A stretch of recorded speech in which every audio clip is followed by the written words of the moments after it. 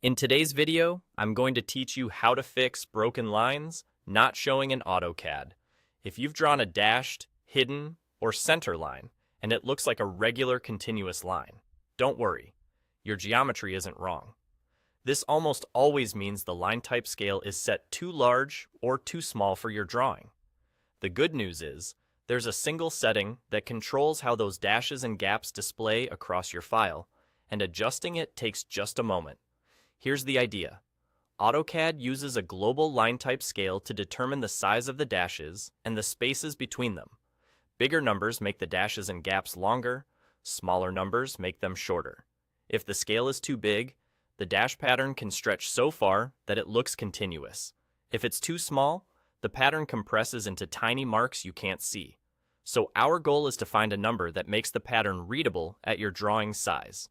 To do that, click in the drawing area so nothing is selected, type LTS scale, and press enter. When AutoCAD prompts for a new value, try a simple number such as 1, 10, or 0.1. After you press enter, AutoCAD applies that scale to every non-continuous line type in the drawing, so you can instantly judge the results. If your dashed lines still look solid, lower the number, go from 1 to 0.5 or 0.1. If the pattern looks too fine or too dense, raise the number, try 2, 5, or 10. Think in factors. Move up or down by 2x or 10x to quickly zero in on a usable range, then fine-tune with smaller changes. A practical approach is to start at 1. If nothing changes, drop to 0.1. If you finally see the breaks but they're tiny, try 0.5.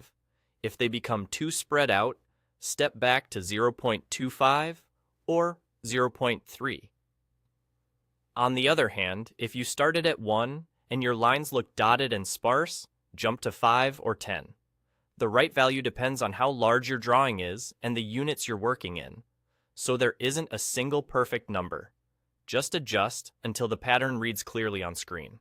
Keep in mind, you aren't modifying the actual line work, only how the pattern is displayed, so you can experiment freely. Once the dashes and gaps look correct, you're done. Your dashed, hidden, and center lines should now display as intended, and there you go. That's all.